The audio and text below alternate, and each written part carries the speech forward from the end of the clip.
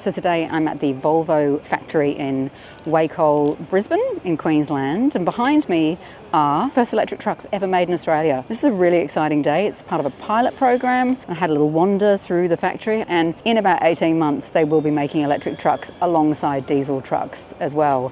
So I'm about to have a chat with Tim Camilleri. Enjoy. Today I'm here with Tim Camilleri. What's your job title? Director of E-Mobility Solutions at Volvo Group Australia. Can you see why I didn't remember how to say that? Hey. I barely remember sometimes. Hey Tim, so we're here today, momentous day. Why are we here today? We are here today because we are rolling off the line the first electric heavy vehicles built in Australia at Volvo's facility here in Wacol in Queensland.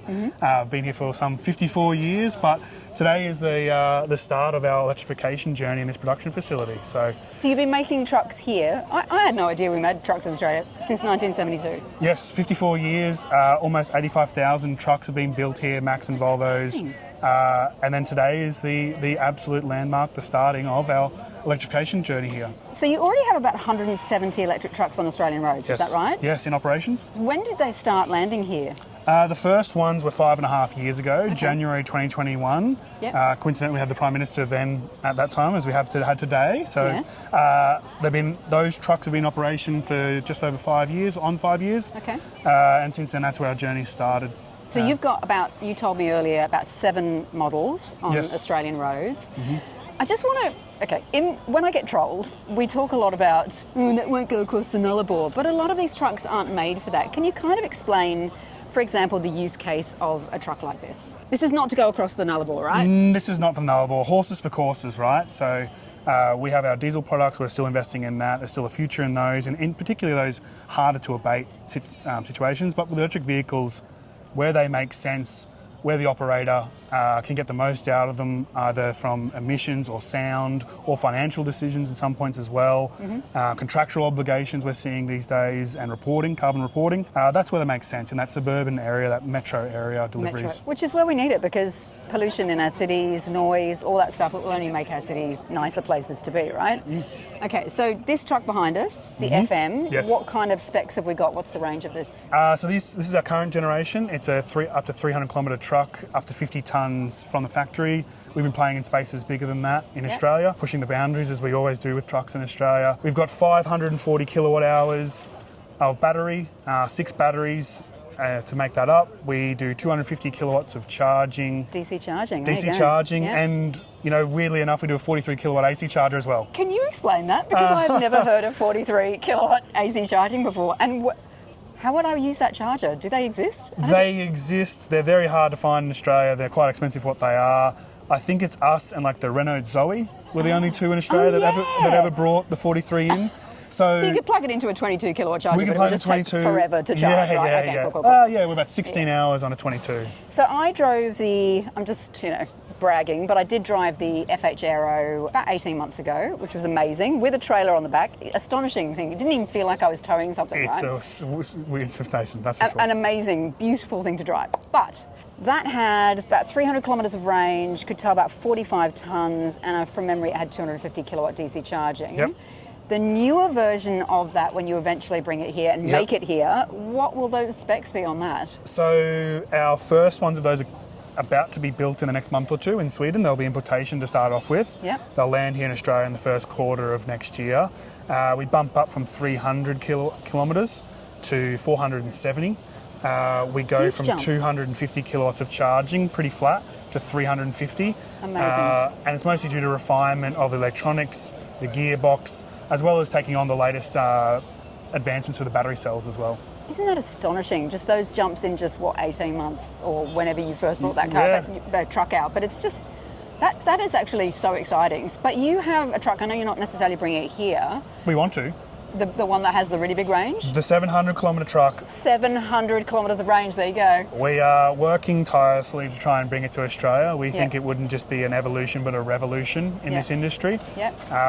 There are some regulations we need to work on and massage. Come on, let's sort that out right now, please. We need the 700k trucks, yes? Yeah, and look, we've got a few plans on that one to break down some myths when it comes to Australia, what we're going to do with it to prove that, you know, they aren't toys, they aren't golf carts, they're doing a real job. So we look forward to bringing on more and more advancements, more and more technology as soon as we can to Australia to make sure that we're leading this space, we're pushing the boundaries of the industry and making the transition happen. Yeah, that's amazing. So one more thing. So today we are here launching, well, you're here launching these trucks. We. Okay, fine, I'm here. All right, cool. You've got 10 trucks, okay? This is considered a pilot program. Yes. What happens from here? Because people will be really wanting to know what the timeline is in terms of seeing Australian trucks run off the line, you know, continuously, mass produced. So this is our first 10. This is our pilot program to understand how we manufacture them here in Australia in this facility. We've had brought in some Swedish people as well to assist with that because they're building them over there as well.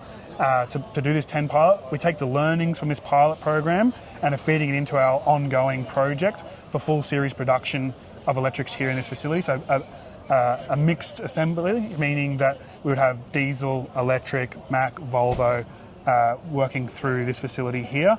That's in about 18 months' time. We're aiming to have that at scale. Yep. But this is the learning opportunity. This is looking to understand how in which we do it to refine so that when we hit the ground running at full series production. Yeah. And so you import most of the parts from Sweden, is that correct? Yeah, so... for the electric trucks? For the electric trucks, it's almost all importation. There's some few minor things here and there. You were saying to me, so for your diesel trucks, for example, you use about 120 local suppliers for a lot of the parts. Will you do something like that when you have the electric trucks as well? As soon as they're here and being produced, we will look to procure as much as we can from local content.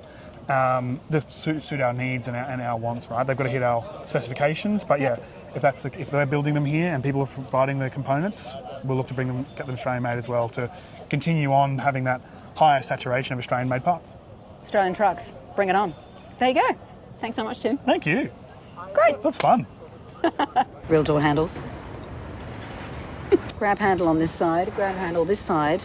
You always have to have 3 points of contact at all times. This is what I was told. And you've got step and step. So up you go. And then you've got lots of buttons here for your seats. This seat, I tell you, it's got some kind of air suspension in it. It's very cool. And you've got an armrest here and an armrest over here. We've got our bed here and a bit of netting and storage under here. You've got your window with a blind and a bit of storage up here as well, and a curtain. You can see the curtain runs. Oh, look, more storage up here to tuck your curtain away. You can see the curtain runs all along the top here, and a light over there. Again, very comfy seat, driver seat, lots of physical buttons, which is really good to see in a truck. That's what you want people to be using. So there you go, cup holders, storage, more cup holders here. And storage in here, very, very cool. More storage there.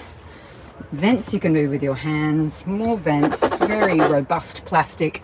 More storage up here. And what do you reckon? For your VHS and your VHS tapes? Yeah, totally.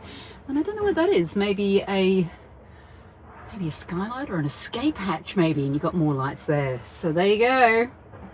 Inside an FM Volvo Electric Truck, Australian made. One more thing. Ashtray. Why? Why an ashtray? I'm so confused. Well, some people still smoke, it's true. Oh, I've just noticed more storage down here and some USB-C ports, 12 volt. And more USB-C ports there you go. And another cup holder. Man, they love their cup holders, don't they, truckies? All the way. Good for you. Pop that back up right there. Physical buttons. Loving it.